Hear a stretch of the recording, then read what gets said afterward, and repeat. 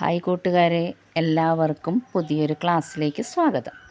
ഇന്ന് നമ്മൾ സാധാരണ അന്ധൻ, ഊമൻ, ബധിരൻ എന്നൊക്കെ പറയാറുണ്ട്. അപ്പോൾ അത് അങ്ങനെയുള്ള ആളുകളെ ഹിന്ദിയിൽ എങ്ങനെയാണ് പറയുന്നത് എന്നാണ് ഇന്നത്തെ ക്ലാസ്. ഓക്കെ, അപ്പോൾ അന്ധന് ഹിന്ദിയിൽ അന്ധ അന്ധ എന്ന് തന്നെയാണ് പറയുന്നത്. അന്ധ ബ്ലൈൻഡിന് ഹിന്ദിയിൽ പറയുന്നത് അന്ധ. ഡംപ് ഊമ അല്ലെങ്കിൽ ഊമനായ മനുഷ്യൻ, അവരെ നമ്മളെന്താണ് ഡംപ് പറയുമോ അല്ലേ, ഡംപ്. അത് ഹിന്ദിയിൽ ഗൂങ്ക. ഊമനായ മനുഷ്യന് പറയുന്നത് ഗൂങ്ക. ഡഫ് ബധിരനായ വ്യക്തിക്ക് പറയുന്നത് ബഹര. ബധിരനായ വ്യക്തിക്ക് പറയുന്നത് ബഹര.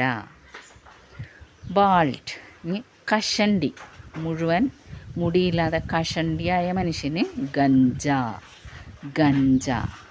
ഒത്തോ ഗഞ്ചായേ എന്ന് പറഞ്ഞാൽ അവൻ ഭയങ്കര കഷണ്ടിയാണ് എന്നാണ്. ഒത്തോ ഗഞ്ചാഹേ എന്ന് പറഞ്ഞാൽ അവൻ കഷണ്ടിയാണ്. മാഡ്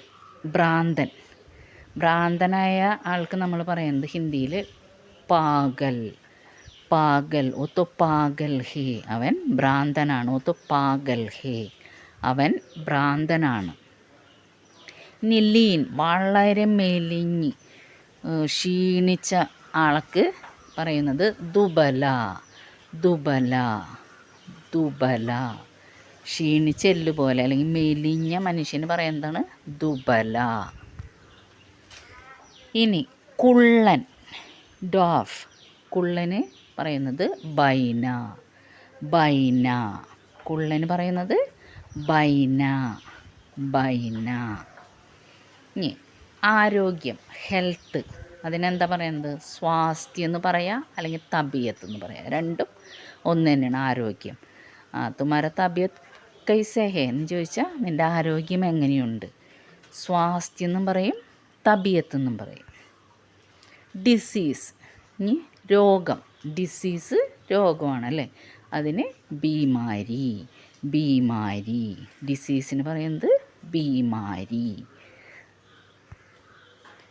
ഇനി മുടന്തന് ലെയിം എന്ന് നമ്മൾ ഇംഗ്ലീഷിൽ പറയും ലങ്കട.